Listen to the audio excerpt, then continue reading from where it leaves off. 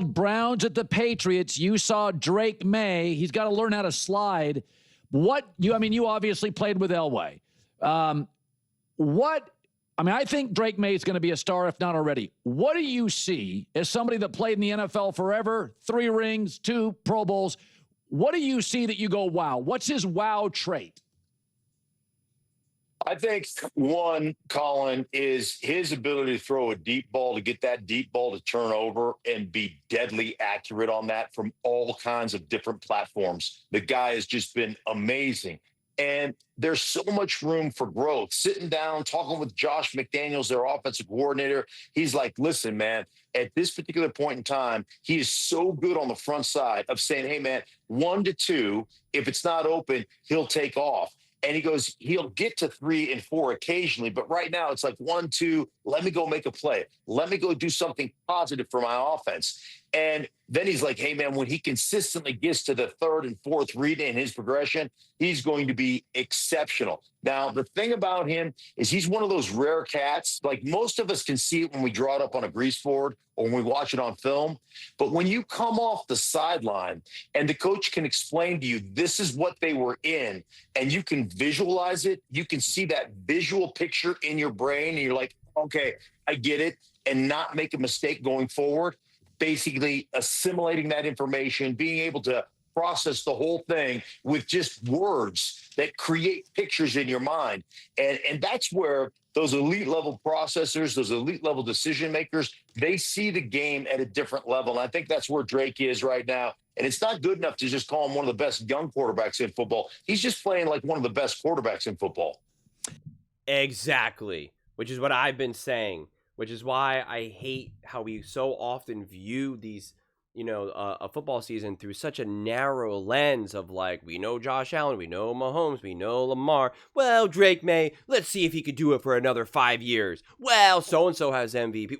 And it's just like they didn't answer this question. Colin, for whatever reason, for this whole segment, for all the various teams that he's talking about, they keep asking a question at the bottom. Should Drake be an MVP conversation? Earlier they said, can Bo Nix and the Broncos win a Super Bowl? And they're not answering any of those questions. So I don't know why they're putting that as the bottom line. So I'm gonna talk about both things here. Should Drake be in the MVP conversation? Absolutely. I truly believe right now Drake Maye. Let's just look at other quarterbacks right now, popular quarterbacks who are in stronger MVP considerations. Dak, Baker, Mahomes, Allen for a second. Allen kind of fizzled out a little bit. Trying to think if there's anyone else who was realistically in the actual conversation. I think that's probably it. Justin Herbert was for the first couple games, and then things kind of took a turn. But I would even throw Justin Herbert in there now as well to continue the conversation and make it consistent that Drake Maye should absolutely positively be in there. And I'll make the argument that all those other quarterbacks that I mentioned, except for maybe Drake Maye, considering of the chaos that he's been dealing with, has been doing so much more for their team. And if we're going to make this a quarterback award, it's not just about the stats that you put up. Drake Maye has been absolutely extraordinary.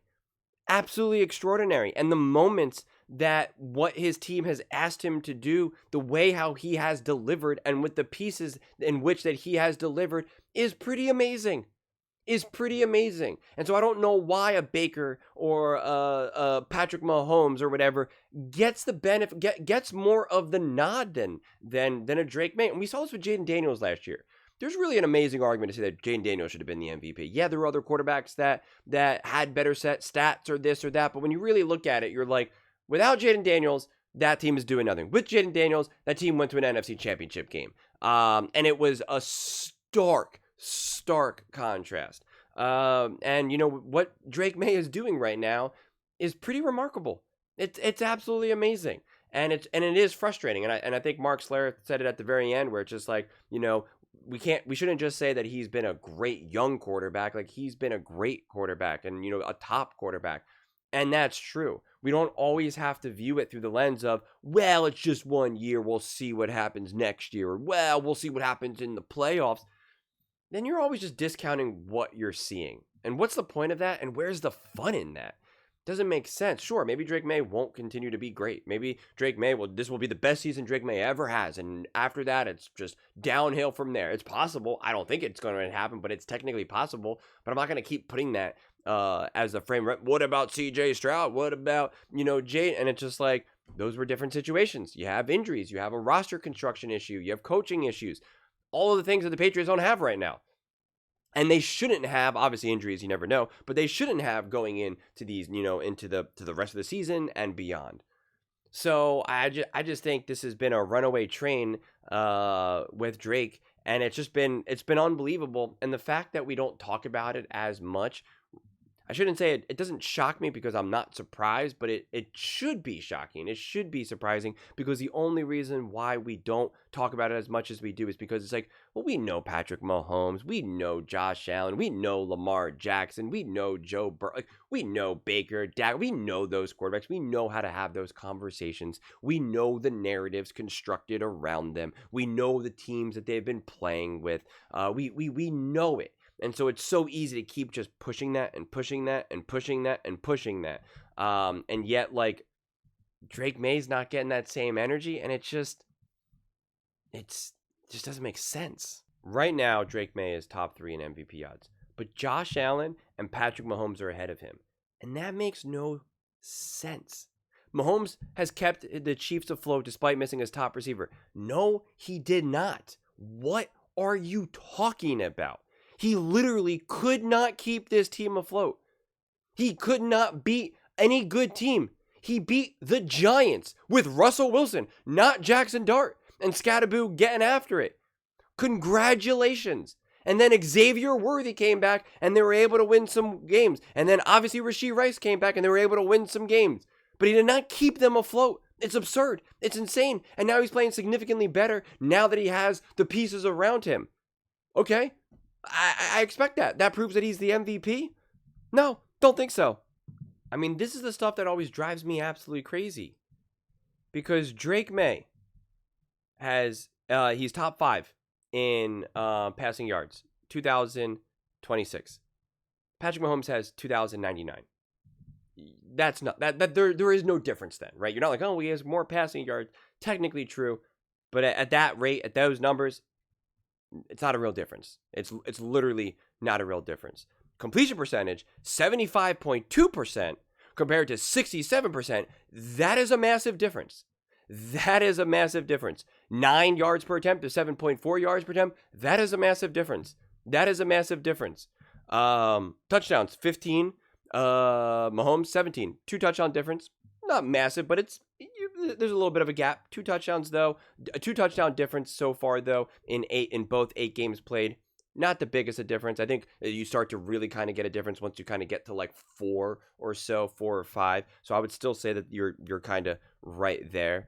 But yeah, I mean it's funny because if you want to talk about receivers and whatnot, so when we're factoring in drops, like Drake Maye, 83.5% completion percentage for adjusted completion percentage. Patrick Mahomes, 76.5%. So even when we're factoring in drops and whatnot, Drake Maye has still been the more accurate passer, okay? He has been the more accurate passer. And then when we're looking at passer rating, 103.1 to Drake Maye's 118.7. When we're looking at win-loss record, who's beaten better teams, Drake Maye and the New England Patriots. Just a fact. Okay, talking about deep ball passing, Drake Maye, all right, by a mile, especially when we get rid of someone who's thrown some random pass. His completion percentage, we can't even use Brock Purdy because he's been injured, 78.3%, 549 yards, 6 touchdowns. Mahomes, 36.4%, 414 yards, 1 touchdown. He has a 94.6 passer rating on deep ball passing. Drake Maye, 158.3. And don't tell me it's because of the receivers, because the adjusted completion percentage is still the same. It's not because it drops. I watched Patrick Mahomes those games. He's overthrowing his receivers. He was not hitting them. Drake Maye was. That's just the reality. Okay? That is just the reality. Turnover-worthy plays on deep ball passing. Patrick Mahomes has 2. Drake Maye has 0. He's just been fundamentally more accurate. Just a fact.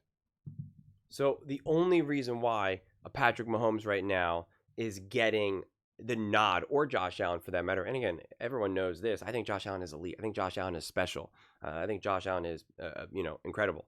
People think I hate Patrick Mahomes, but I don't. But it's always easier, So I'm throwing Josh Allen in this mix right now too.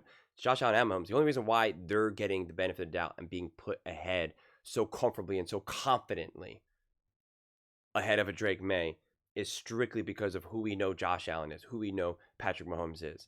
But if you're looking at it through fresh eyes and you're just focused on what you see right now, and stop with the made up, twisted, contorted narratives.